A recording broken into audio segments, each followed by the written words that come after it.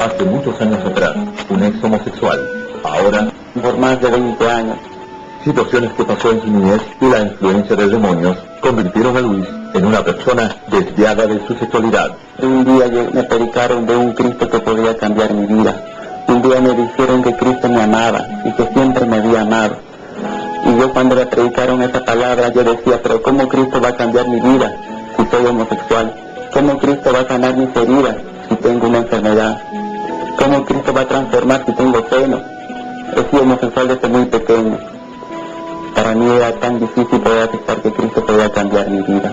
Pero la edad que él tenía, a lo menos 7, 9 años, notaba un poco de cambio, ¿no? Y bueno, como era mi primer hijo y tenía que salir a trabajar yo, lo dejaba en casa y era muy pendejo, tenía ya maneras que se inclinaba para el homosexualismo, en el cual yo no lo notaba mucho porque era común en los niños, pero conforme fue avanzando la edad ya el mismo me lo dijo, transcurrió el tiempo y cuando tuve 12 o 13 años noté el cambio. Y me sorprendía, pensaba que era de repente una jugada de niños, bueno, no, pero yo noté mi mayor dolor cuando yo descubrí a donde él tenía 13 años. El cambio donde yo no sabía y él estaba convertido en una mujer.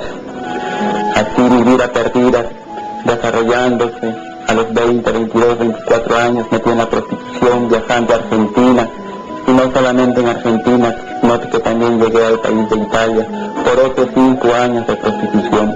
Estamos en la avenida Próceres de la Independencia, aquí en esta esquina de este lado, y acá desde la otra esquina del otro lado, donde hay una discoteca. Por muchos años yo me he prostituido en este lugar. Por muchos años acá en este lugar sufrí maltrato, me robaron en este lugar, me golpearon. Hasta que un día vino una enfermedad a mi vida, esta enfermedad que es el SIDA. Y esta enfermedad llegó y fue un trato muy doloroso para con mi vida, porque fueron 8 meses de dolor que yo tuve, fueron 8 meses que mi sangre ardía, fueron 8 meses que mi cuerpo comenzó a salirme escamas, toda mi sangre se me calentaba y no podía estar tranquilo, no podía dormir. Era un sufrimiento tan grande porque el SIDA duele.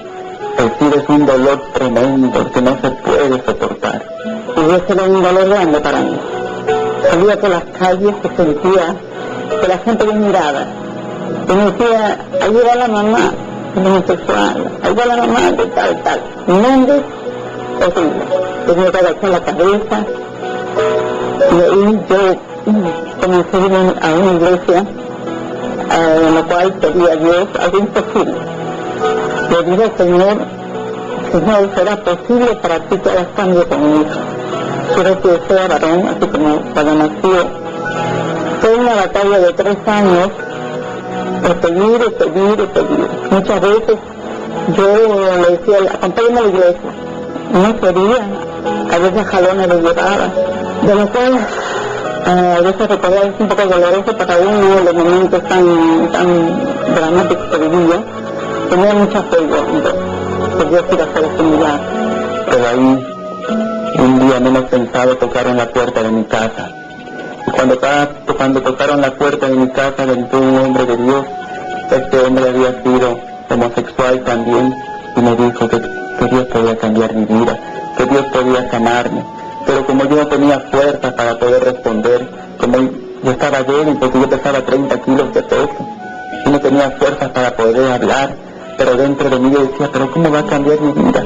Pero él me decía que Cristo podía cambiar mi vida y que Cristo siempre me había amado. Y esa palabra quedó dentro de mi corazón, pero así no hacía caso, no había verdaderamente un sentido de poder buscar al Señor. Bueno, no, cuando yo lo conocí, me acuerdo que yo y mi esposo, que soy hoy en día, asistíamos a una iglesia. Y entonces en ese tiempo mi esposo lloraba por su hermano, ¿no? Porque la manera como él era, ¿no? Era un homosexual. Ya en ese entonces ya estaba de mujer, con el pelo pintado, tenía también pecho. Sé que yo tenía un amigo homosexual en el mundo, que pasando un mes, cuando este varón me habló de Dios y llegó a mi casa, y me trajo un dinero, y me dijo que yo no podía morirme acá, que yo podría morirme en Italia, porque era mi amiga, porque yo había tenido muchas vanidades en este mundo, y me decía, me ofreció un boleto, todo comprado me lo trajo, y así yo viajé a Italia. Y cuando yo viajé a Italia, esa persona que me brindó ese pasaje, supuestamente que dijo que era mi amiga, cuando llegó allá me cobró hasta el último centavo.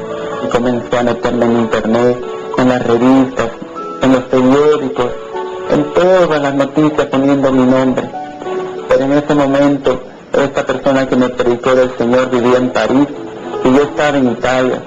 Y cuando llegó a Italia a verme me dijo, ¿qué pasó contigo? ¿Por qué has endurecido tu corazón? ¿Por qué no estás más degenerado? Pero yo agarré, me molestaba que me hablasen de Dios.